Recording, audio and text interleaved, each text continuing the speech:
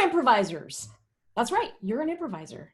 Now, some of you might be thinking, well, no, that's winging it, that's theater. I'm not an improviser, but you are. Every day you get up and you make choices. And improvised leadership is that moment when all of who we are, all of our preparation, all of our experiences, everything leading to this moment meets a defining and pivotal moment of change. And in that moment, you may have had a plan, and you find that you have to let go of that plan in order to move forward. And we're here now. The cornerstone of improv, as many of you know, is yes anding. And that means listening. We're here now. COVID happened. Listening, accepting the reality that we're in, that we're all in, agreeing, and then adding on to that to move forward. So we're all being called to a bigger game, to play a bigger game. You're being called to a new chapter and an adventure in your own hero's journey. And first, you have to yes and yourself. Now, many years ago, right out of college, I went into the world of high tech. It was going to be exciting, right? I was going to change the world, or so I thought. I came walking into high tech. Hello, everybody. Hello, good morning. And I was going to bring my mojo, and we were going to do big things together. And then I was told, don't wear this. Put your hair up. Don't wear skirts. You're too feminine. Don't talk too much in meetings. You laugh too much. You laugh too loudly. You can't be funny. You can be funny or serious. You can't be both, because if you are, nobody will take you seriously. And I had a list of 30 things. And every time I'd show up to work, and both men and women said this to me, I'd go into the bathroom just to check myself in the mirror and psych myself up to face the day. Don't do this, don't do that, don't do this, don't do that, don't do that. Okay, all right, just to face a day. Now, 7 days a week, in the evening, I was funny. I was on a stage somewhere doing improv. I was doing sketch comedy in writers' rooms.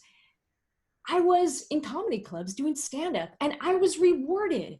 Now, granted, not all my jokes landed, but it didn't matter. I found a refuge where I could be me. I could bring all my funniness to the fore. And not every joke worked. It didn't matter. That was the place where we came to experiment. And on an improv stage, people had my back. And I knew it. So I got really good at hiding myself. So I became Funny Serious Kathy, and of course, it was my 20s, and I so badly wanted to fit in. I wanted to fit in, and that is not belonging. So I got good at people pleasing. I was the world's biggest people pleaser, and I got rewarded for it. I started getting promoted. Sure, you want me to be that? Sure, okay. And I got rewarded and rewarded. And then 7 years in, I remember a friend pulling me aside, and he said, Kathy, you used to be funny, and you used to be hilarious. You used to smile a lot more. What's going on? And he was right. And in that moment, I did with what any self-respecting woman in high tech did. I went into the women's restroom and cried on the bathroom floor, because that's what we do. And why is it always a bathroom floor? I don't know. Restaurant floor, bathroom floor, kitchen floor. It was a floor moment.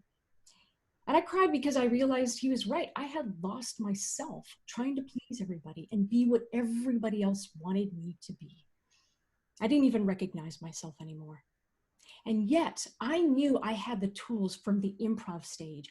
I was already trained in yes anding. I knew a way to find myself and rediscover and uncover and get back my voice, because I had fragmented myself in a million parts, and I had outsourced my voice to everybody else but me. So I worked hard on me for about a year, and I started to get myself back and recognize myself again, and people noticed. And eventually I was promoted to a very big, visible position. I had 10 men under me. A lot of women want to say that. I had 10 men under me. And one of the things that the boss at the time who hired me said is that, Kathy, your superpower, one of them is humor. You use it to make people feel comfortable, to connect with people. Why the hell would you want to hide that? Who cares what those women said? Who cares what those men said? They're not you and you're not them. Screw them. That's your superpower. And he was right. And then a little bit later, I remember meeting a woman who had just joined our firm from Eritrea, Africa.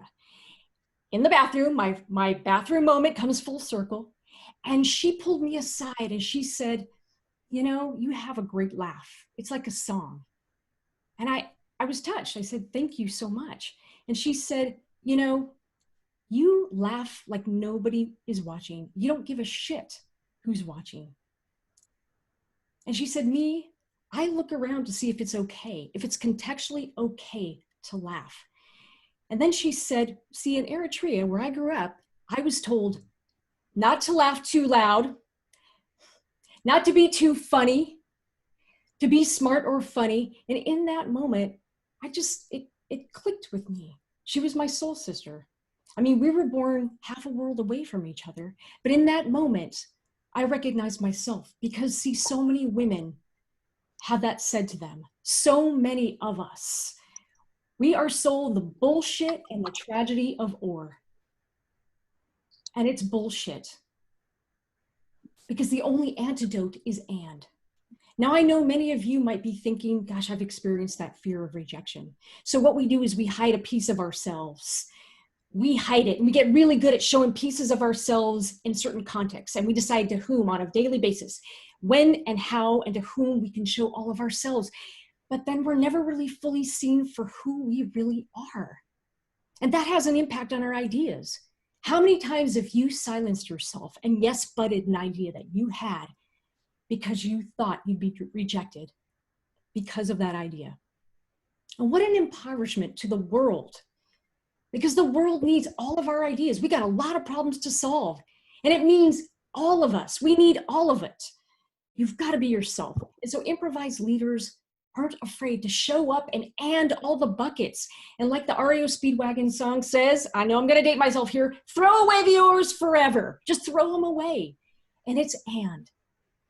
And improvised leaders know, they know there's an integrity in standing in who they are. They accept who they are. There's a power and an agency in yes-anding themselves. And I had an improv coach in Chicago that said to me, she said, don't ever drop your shit. Don't drop your shit. Because when you hold on to your shit and you are the best version of who you are, you're not on an empty tank. You can better yes and somebody else. And that's where the magic is. And you send a flare to the universe that says, this is who I am, unapologetically. And you attract your ensemble. And you need an ensemble. Because people who yes and themselves, they yes and all the buckets. Your humor bucket, your playful AF bucket, your curiosity bucket, your resilience bucket, your adaptability bucket, your joy bucket. And that is our birthright. And we attract those people. And we have their backs and they have ours. And that's how we change the world. And it's an ebb and flow. Sometimes you lead, sometimes you follow. That's what an improvised leader does with an ensemble. Look, the sun can't shine on the same dog's ass all the time. Here's the thing. To be fully who we are in the world and to be seen and to change the world, we have to yes and ourselves. And we have to yes and others without dropping our shit. We also have to build ensembles where we all have each other's backs. Look, life is like the hokey pokey. You got to whole ass it. You got to stick your whole ass in there. And yes, you have to shake it all about. Now imagine the power, the collective force, the vibrational frequencies of women everywhere, whole assing their whole lives. We could shatter a lot of glass ceilings. So I'll leave you with this. How will you embrace your inner improvised leader? You're being called to adventure. And I hope when you answer the phone, you say yes and to yourself. Thank you.